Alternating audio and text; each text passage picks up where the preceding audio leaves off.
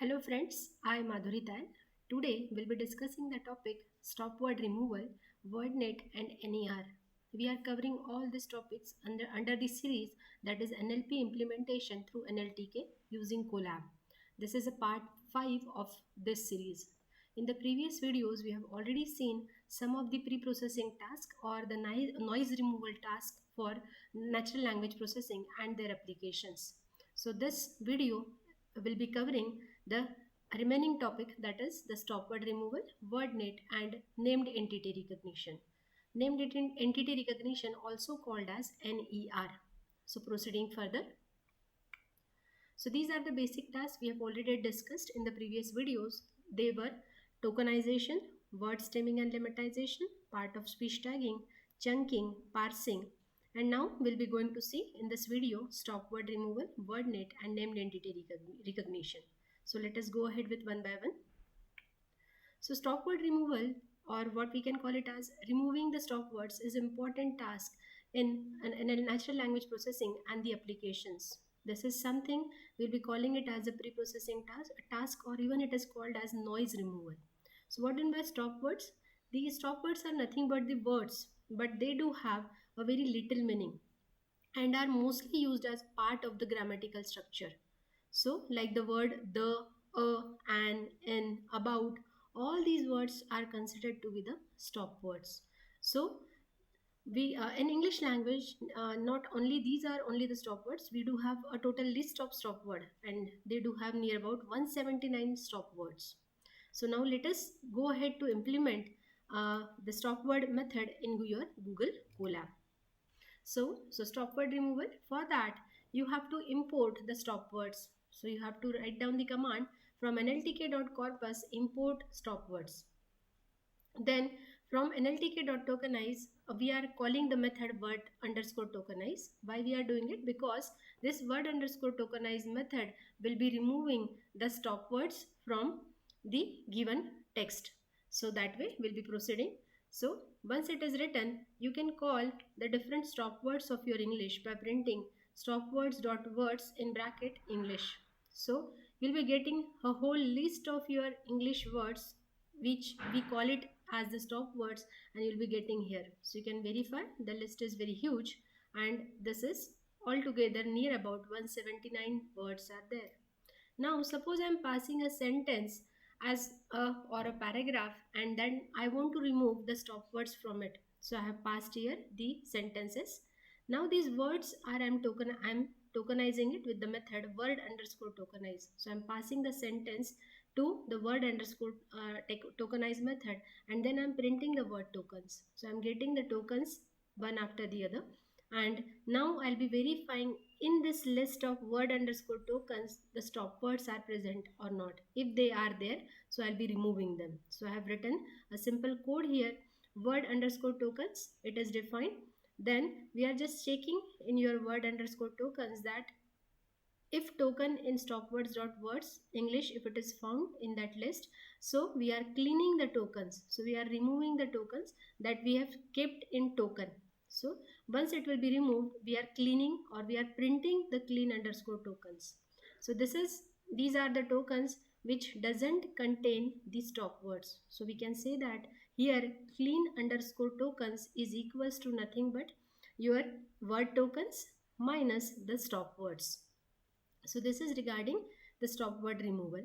So let us go ahead with the next topic. So proceeding further with the next topic, that is WordNet. So let us understand that topic. So now this WordNet is nothing but a soft form dictionary and having a what we can call it as huge English lexical database, which contains the huge English lexical database. So it contains noun, verbs, adjective and adverbs, and even it gives you the set of cognitive synonyms, that is nothing but synsets, each expressing a distinct concept. So for each word you will be having different synonym sets, and each synonym set will be called as a synset. So we can say that synset or synonym set is a collection of synonymous words. So NLTK also provides an interface for using your this library, and you can use it directly. approximately your wordnet composed of 1,55,200 words and near about 1,17,600 synonym sets that are logically related to each other. So if you want to verify, or if you want to go with the synset, like suppose the computer n.01 is the series of the synset number 1, and some definitions you want for from that synset, so you can call it with the lemma underscore names. So now let us do this experimentation on the your Colab. So we are going ahead with WordNet. So for that, you write down the command from nltk.corpus import WordNet. Then you can download WordNet. So you can write nltk.download in bracket WordNet. Once it will run properly, it will return you the value true. Now you can call the different synsets for the same word gun. Like I have passed here the word gun, and for that I am calling the synsets. So for that I am getting gun and not gun dot n not 01, then artillery and dot 01. So this both belongs to one synset. Then gunman, it is a second synset, and this way it gives you the different synsets information for the same word gun. Now I am calling writing the second word flower, and I am calling the synsets of it. So I am getting flower flower. I am getting 3 times from this and the different synsets and the synsets out of it. You can call from the synset for this flower 1, and you are calling the definition also. So you can call it as a lemma. So syn.lemmanems will return the lemmanems for the word flower in the synset number 1.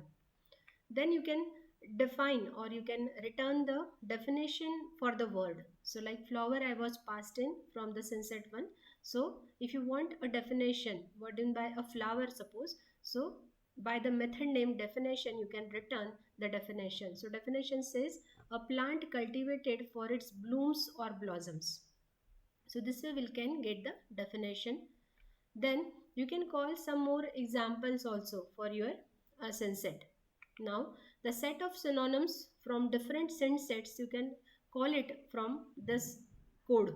So you can write for syn in wordnet.synsets. Suppose for the word long, I am collecting every synset for the word long, and every definition that is equivalent to that long will be collected as a lemma, and then we are collecting appending in your synonyms.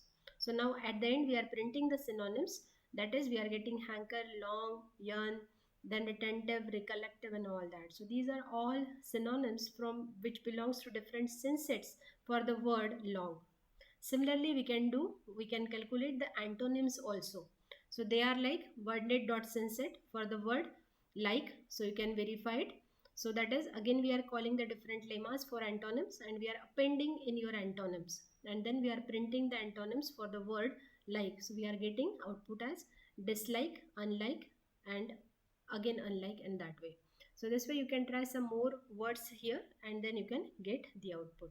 So now proceeding towards the next topic, that is named entity recognition. So we'll verify that, we'll understand that. So now named entity recognition is the process of identifying entities. So might be in your paragraph or the different applications of natural language processing where the names of the person is given, like Narendra Modi, Bill Clinton. So that way your this bunch of code determines the names, even the locations, dates and organizations. So if the organization is Intel, Google, so it's going to verify that these are the organizations. So what is the role of your named entity recognition is here to identify all this kind of categories in your text. Why we do it?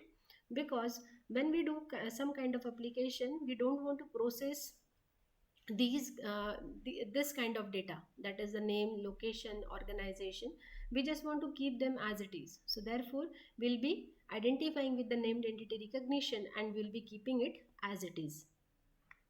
So now we'll be verifying this one, or we'll be executing this one in your Google Colab. So let us go ahead. So named entity recognition, NER, you can write the method code from NLTK import word underscore tokenize. Already we had taken it. POS underscore tag. It is the tag will be returned for each token of your word, and then this is important, that is any underscore chunk. This is NE stands for named entity and chunk. So this is, you can verify, this is a definition given for any underscore chunk.